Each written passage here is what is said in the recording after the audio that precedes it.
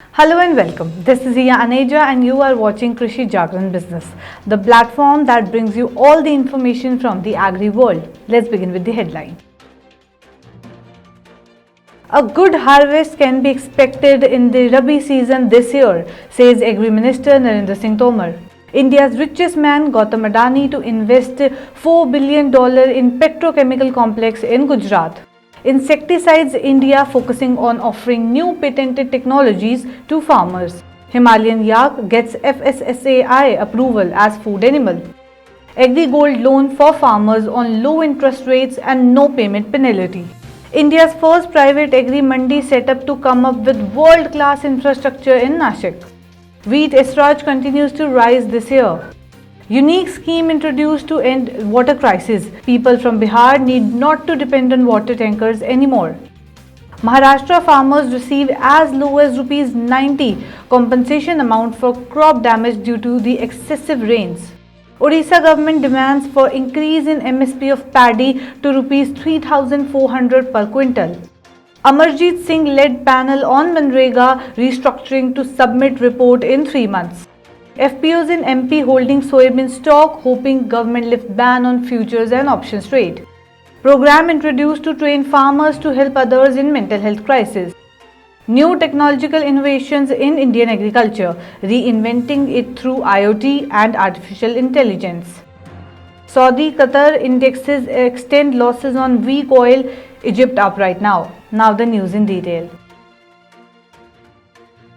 Union Minister of Agriculture and Farmers Welfare said that the government expects a good production of agriculture crops in the ongoing Rabi season on the back of higher sowing area and also the favorable soil moisture conditions. Agriculture Minister Narendra Tomar also said that the area covered under the Rabi sowing is expected to accelerate further in the coming days and a good harvest can be expected this year. With the Rabi area coverage having increased by 24.13 lakh hectares so far as compared with the corresponding period last year, Union Agriculture Minister said that along with the favorable soil moisture condition, better water storage position and comfortable availability of fertilizers, the sowing activities will accelerate in the next 1 to 2 months.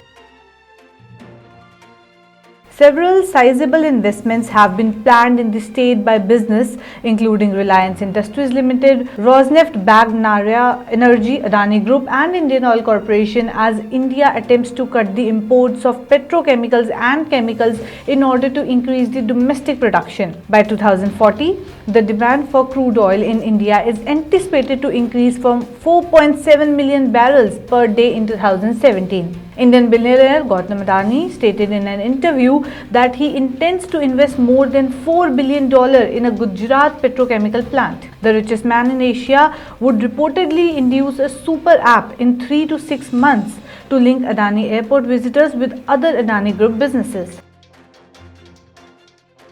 Insecticides India Limited, a company listed on the National and Bombay Stock Exchanges, is working on research and development as its key focus to bring in new solutions, particularly new patented technologies for farmers. Recently, IIL launched a new insecticide, Shinwa, a patented product with the Japanese collaboration.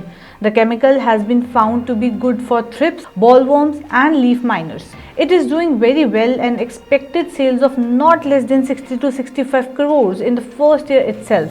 Similarly, they have also launched a herbicide called Tori and it has given wonderful results. They also plan to multiply the sales target of 60 to 70 crore. This is what the MD of IIL is right now expecting. The Himalayan yak has been approved as a food animal by the Food Safety and Standards Authority of India, which is FSSAI. The move is expected to help slow the decline of high-altitude bovine animal population by incorporating it into the conventional milk and meat industries. This is as per the official at the NRC on yak, various places which is found there. Particularly, we talk about it, Arunachal Pradesh. The NRC yak submitted a proposal to the FSSAI in 2021 to consider the yak as a food animal. However, according to NRC yak director Mr. Mihir Sarkar, the FSSAI recently responded with an official approval following a recommendation from the Department of Animal Husbandry and Dairying. Farming is indeed a risky profession. It demands a lot of investments before profit. Farmers and agri entrepreneurs need credit time to time to support the farming processes until the crop is sold in the market. Banks provide credit to farmers and those in elite activities like dairy, poultry, fisheries, piggery, sheep, etc. to meet the production need. SBI Agri Gold Loan Scheme is one such scheme that helps farmers and agri entrepreneurs to meet short-term production credit. The scheme provides credit to the farmers who are engaged in agricultural activities, also cultivating their own land or leased land or engaged in any kind of cultivation of crops. Moreover, the scheme offers a loan to entrepreneurs and farmers who need investments credit for acquiring farm machinery, undertaking land developments, irrigation, horticulture, transportation of agriculture produce and many such stuff. A 100-acre dedicated market space integrated with world-class infrastructure, services from banking to storage, processing and packaging under one roof, options for offline and online trading, legalizing of field trade and ownership of farmers. These are some of the planned features of the private agriculture market initiated by Shaidri Farmer Producer Company, which is FPC. The FPC has bagged a license, the first time in the country, to set up a private agricultural Mandi, or you can say market, in Nashik district. The market will come up over the next 3 months at a cost of rupees 25 crores. The acreage of wheat has increased this year compared to the same time last year, which is a good news for the industry. Every week, its area experiences an absolute rise. The nation may reap a bumper crop this year thanks to the more acres being planted. As a result, the government would be assisted in obtaining the necessary quantity for the central pool stock after procurement fell to a 15-year low of 18.79 million tons in the session 2022-23 from April to March. In comparison to the same period last year, the total area covered by all Rabi crops was estimated to be 7.21%, as higher of November 25 at 358.59 lakh hectares.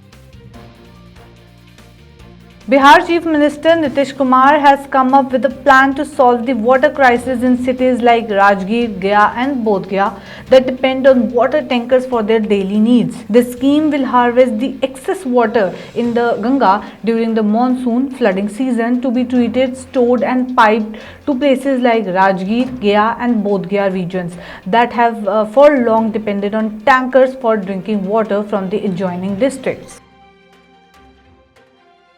Many farmers in the state of Maharashtra have reportedly received extremely low compensation for crop losses caused by severe rain, with one cultivator receiving only rupees 90, which is very low.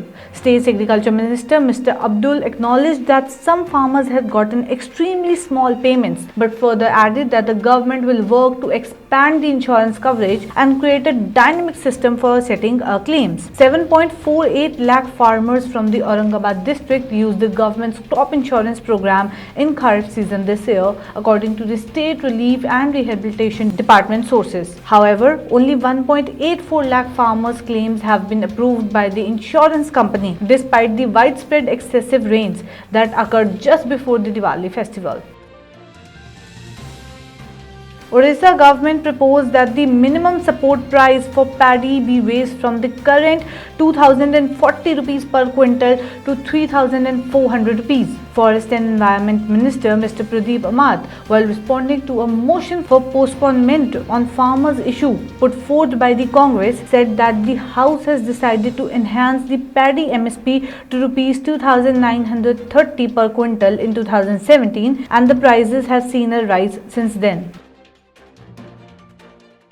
A group has been established to recommend structural and other improvements necessary in the Rural Job Guarantee Scheme under the Mahatma Gandhi National Rural Employment Guarantee Act, and it is led by the former Rural Development Secretary and PMO advisor Amarjeetsingh. There may be adjustments made to the rules governing the distribution of funding to states in the future, because one of the panel's primary responsibility is to recommend action to minimize regional imbalance by giving the most deserving states more opportunity. The panel's first meeting was held on November 21st. The panel has been asked to provide its finding by the end of February. The ban on futures and option trade has left soybean farmers in Madhya Pradesh associated with farmer producer organizations in lurch as they are forced to sell their produce in local mandis to traders and nearby processing plants at whatever price they quote in the absence of an efficient price discovery process. With a big push given for setting up of 10,000 FPOs by the central government, about 1,200 odd FPOs have emerged in Madhya Pradesh alone. This is what the government is saying right now.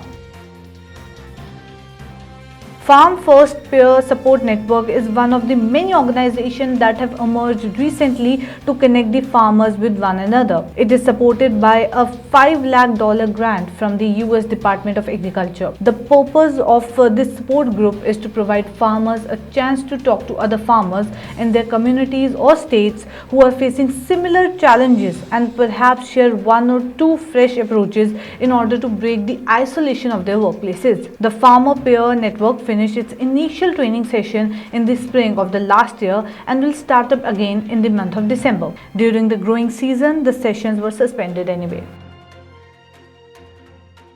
The advent of the AgTech sector, which has generated investment opportunities, has enabled the Indian agri ecosystem to undergo a rapid shift during the past 10 years. Production has increased as a result and more logistics are now being effective. AgTech developments are actually currently very important to the national economy. Moreover, 40% of the population still rely on the $370 billion agriculture industry as their major source of income, and it is responsible for 19.9% of the country's GDP for the year 2021. Large-scale traditional businesses can now concentrate on improving operational efficiency thanks to the proliferation of the startups offering technology-based solutions in AgTech sector in particular. The stock markets in Saudi Arabia and Qatar fell on Sunday as concerns about the price of the oil in wake of Chinese COVID-19 restrictions and negotiations over a cap on Russian oil prices. The stock markets in Saudi Arabia and Qatar fell on Sunday as concerns about the price of oil in the wake of Chinese COVID-19 restrictions and negotiations over a cap on Russian oil prices dampened investors' optimism. Egypt, however, defied the trend and increased. On Friday, crude prices fell 2% as a result of China, the world's largest oil importer, continuing to impose mobility restriction and other outbreak control measures which reduced the demand for petroleum. While this is going on, G7 and EU diplomats are debating a restriction on Russian oil prices of between $65 to $70 per barrel to limit revenue for Moscow's military offensive in Ukraine while avoiding any disruptions to the world oil markets.